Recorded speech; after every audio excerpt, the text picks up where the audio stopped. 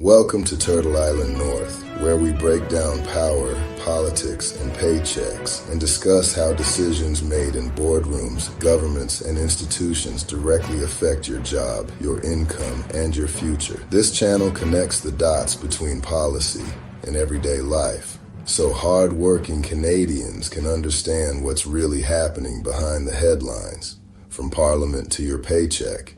If you care about how power shapes your work, your cost of living, and your financial future, subscribe to Turtle Island North. Like the video, share your thoughts in the comments, and join the conversation, because this is where politics, policy, and paychecks come together. Now, let's get into it. Well, I want to talk to you about Mark Carney's speech this week at the World Economic Forum in Davos, Switzerland.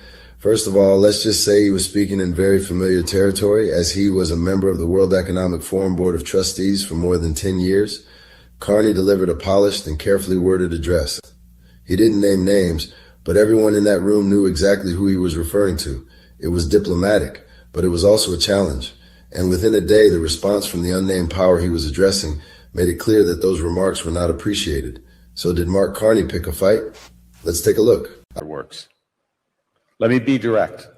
We are in the midst of a rupture, not a transition. Over the past 2 decades, a series of crises in finance, health, energy, and geopolitics have laid bare the risks of extreme global integration. But more recently, great powers have begun using economic integration as weapons. Tariffs as leverage, financial infrastructure as coercion, supply chains as vulnerabilities to be exploited.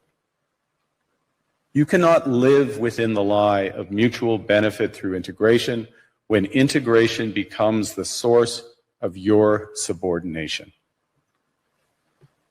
The multilateral institutions on which the middle powers have relied, the WTO, the UN, the COP, the very architecture of collective problem solving are under threat.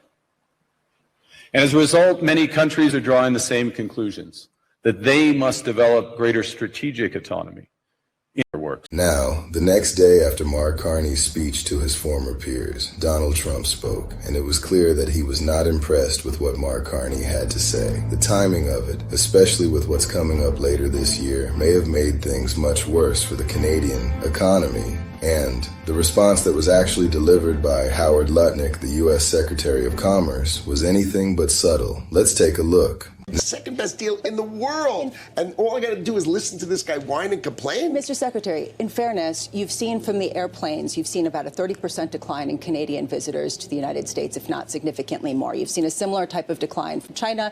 European travelers inbound have come down. There is a sense that people do not want to come to the culture of the U.S., and there is this anger about it. And I just wonder if you think that that's just temporary, or you just sort of dismiss that, or you think it's irrelevant to the actual issues. I think what that is political marketing, right? The Canadians have the second best deal in the whole wide world. If they continue this path, right, which is a political path of a certain thing, I'm going to go fly to China, I'm going to open up my markets to China, I'm going to take Chinese electric cars and do all sorts of this stuff, then when USMCA gets renegotiated this year, sort of like towards the end of the summer, in the middle of the summer, do you think the President of the United States is going to say, you should keep having the second best deal in the world? I mean, you guys are such great friends. I mean, they are playing with a set of rules that they haven't really thought I can through. hear it in your voice. You're excited about negotiating this, aren't you, later this year? Well, they've sort of given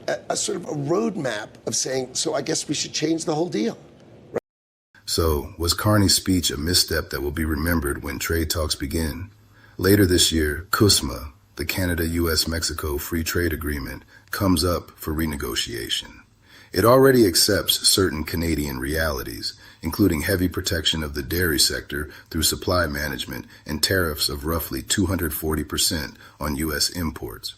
In simple terms, Canadian dairy is a legally protected cartel concentrated in Quebec. When CUSMA is reopened, dairy will be a target.